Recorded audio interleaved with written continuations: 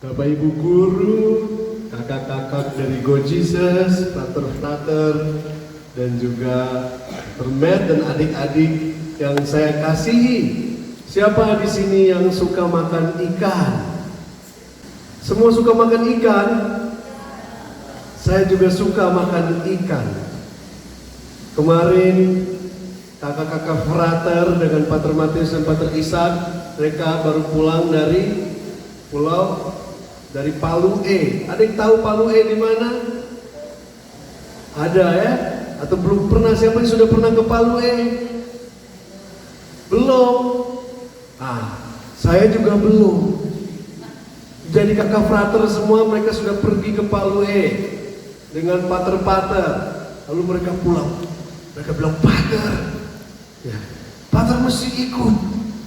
Woi, kami makan sehari 6 kali. Ikan tidak habis-habis ya. Ikan segar terus. Sampai pulang pun mereka kasih bekal ikan. Jadi kami sekarang makan pagi, siang dan malam makannya ikan. Ya.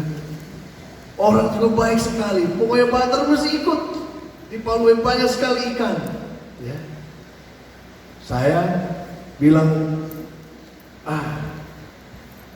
mungkin yang lain kali saya ikut ya.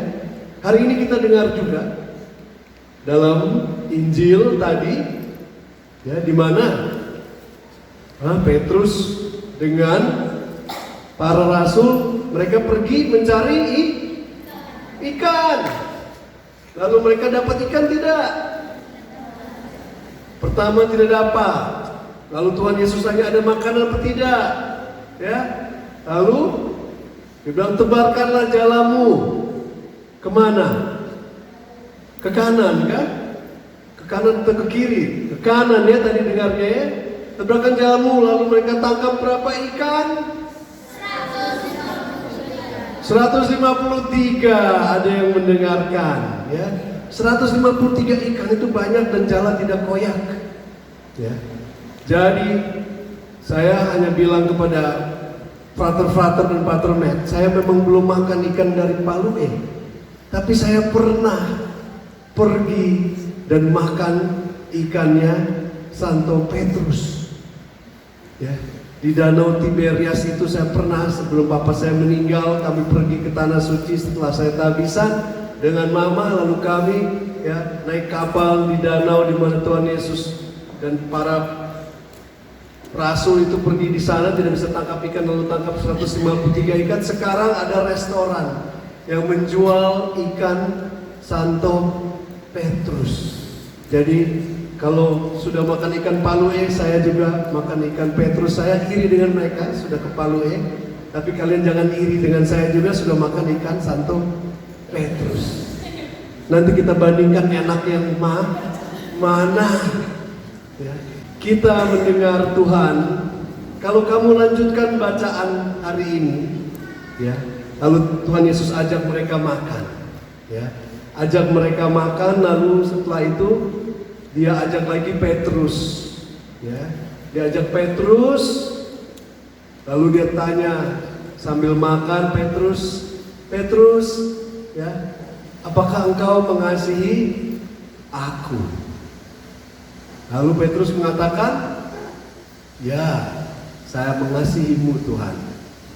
Lalu Tuhan Yesus tanya lagi kedua kali, Petrus, apakah engkau mengasihi aku? Lalu Petrus jawab, ya, aku mengasihimu. Lalu ketiga kali ditanya, Petrus sedih. Ya. Kenapa Petrus sedih? Petrus sedih mungkin kayak kamu tadi sedih. Ya. Karena Petrus ingat waktu Tuhan Yesus mau disalib, Petrus menyangkal Tuhan Yesus berapa kali? 3 kali. Lalu Tuhan Yesus tanya berapa kali? 3 kali juga. Ya. Di sini kita lihat bagaimana ya. Waktu ditanya itu, kalau dalam bahasa Indonesia hanya terjemahannya ya, apakah engkau mencintai aku? Tapi dalam bahasa aslinya ya, bahasa asli Injil itu adalah bahasa Yunani. Ya, dalam bahasa Yunani itu cintanya itu Tuhan Yesus beda-beda.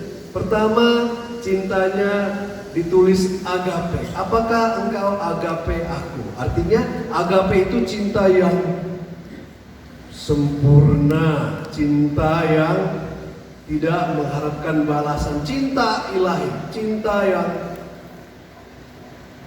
paling tinggi. Apakah engkau mencintai aku dengan cinta yang paling tinggi? Petrus bilang, ya. Tapi Tuhan Yesus lihat lagi, oh, ya. Lalu Tuhan Yesus turun lagi. Sudah, jangan yang ini, yang paling tinggi. Lalu yang kedua, cintanya itu bukan cinta yang paling tinggi, bukan agape. Dia turun lagi cintanya ke bahasanya filio. Filio itu artinya cinta keluarga. Apakah engkau mencintai aku sebagai kakak? Ya, keluarga. Petrus bilang ya. Tapi Petrus mulai ingat lagi, saya waktu itu juga dia menderita, saya tidak ada di situ. Lalu Yesus yang ketiga itu boleh dibilang turun lagi, apakah mencintai kamu sebagai teman saja kamu cinta saya tidak? Tapi sebenarnya kan dia gagal, ya 3 kali gagal. Tuhan Yesus tapi datang tidak menghukum mereka. Kalau saya sudah salib itu mungkin saya bilang Petrus kamu teman tidak setia saya. Sudah tidak usah jadi teman saya lagi. Buat apa? Sudah teman begini lama, ya 3 tahun, tapi kamu saat saya butuh kamu tidak ada. Tapi Tuhan Yesus tidak. Dia justru memberikan kesempatan untuk Petrus temannya juga dan muridnya mengatakan kembali bahwa ya, yang tadinya saya menyangkal engkau, sekarang saya mengatakan saya mencintai engkau. Pernah tidak kita dengan orang tua kita keluar kata-kata yang tidak enak? Pernah marah, pernah membantah, pernah. Tuhan di sini dengan Petrus tidak menghukum dia, tapi memberikan dia kesempatan untuk bisa mencintai lagi, ya, kepada Petrus. Ya, kita juga mau juga diberikan kesempatan oleh Tuhan yang kita pernah gagal mengasihi keluarga kita, papa mama kita, guru kita, mungkin anak murid kita juga, anak-anak kita. Ya, Tuhan sekarang tidak menghukum kita, tapi memberikan kita kesempatan. Ayo sambil makan ikan, sebentar lagi kita makan sama-sama. Ayo kita makan bersama. Ini ada kesempatan lagi untuk mengasihi aku. Ya, mengasihi aku melalui mengasihi orang tua, keluarga, bapak ibu guru, anak-anak murid. Ya. Tuhan memberikan kita kesempatan untuk mengasihi. Ya, kita diberikan kesempatan untuk mengasihi lagi. Kita tidak dihukum. Kalau kamu dengar tadi dalam bacaan pertama, ya, yang dibaca dengan sangat baik, di situ para murid Petrus tadinya takut untuk memberitakan kabar baik, tetapi dia bersaksi, kami dengan Roh Kudus bersaksi. Dia tidak hanya katakan kami saja, tapi kami dengan Roh Kudus. Tadi kalian sudah belajar tentang buah-buah Roh Kudus. Ada berapa? 9. Nah, Petrus dengan buah Roh Kudusnya berani, ya, dia tidak takut dihukum bahkan saat dia memberikan kesaksian untuk Kristus, mereka dihukum, tapi bukannya mereka sedih dihukum. Kalau kita dihukum dengan orang tua, dengan guru, sedih tidak? Sedih, tapi mereka dihukum karena melakukan sesuatu yang benar di mata Tuhan. Mereka tidak sedih, mereka justru bersukacita, tidak takut dihukum. Kalau kita ada Roh Kudus, kita tidak akan lagi takut dihukum, karena kita hidup dalam kebenaran dan cinta kasih Tuhan. Itu yang kita mau. Itu kenapa kita berekoleksi hari ini, supaya ya buah-buah yang buruk kita buang, kita mau tanam buah Roh Kudus, sehingga Petrus yang tadinya tidak mampu menyangkal Tuhan Yesus, sekarang dia bisa bersaksi, bahkan dia dihukum pun tidak peduli, malah penuh dengan sukacita. Jadi adik-adik, Bapak Ibu guru, kakak-kakak semua, kita juga mau seperti Petrus, berubah. Dengan kegagalan kita, mungkin bahkan lebih dari 3 kali, kita diubah, ya. Dengan kekuatan Roh Kudus, kita diubah sehingga kita bisa mengasihi keluarga kita, Bapak Ibu guru kita, teman-teman kita, semua kita bisa kasihi dengan kekuatan Roh Kudus. Mari kita tutup renungan ini dengan sebuah lagu. Pasti ada lagu, hampir. Lagu ini lagu judulnya Kasih. Sudah tahu nih lagu-lagu yang paling gampang dinyanyikan. Kita nyanyikan lagu ini sebagai tanda cinta kita kepada Tuhan Yesus. Tuhan, kami mau mengasihi-Mu lagi. Ya, kami mau mengasihi-Mu dengan mengasihi Papa, Mama, Bapak, Ibu, Bapak Ibu guru, semua saudara-saudari kami, kakak, adik semua. Kalau kami gagal mengasihi, ajari kami untuk mengasihi. Mari kita nyanyikan lagu ini sama-sama ya. Ada teksnya di atas.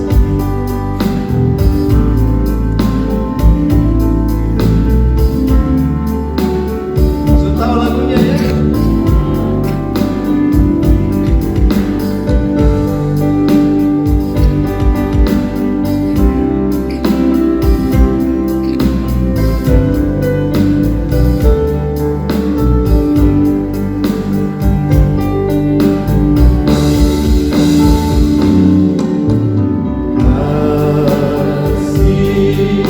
Pasti bermakna.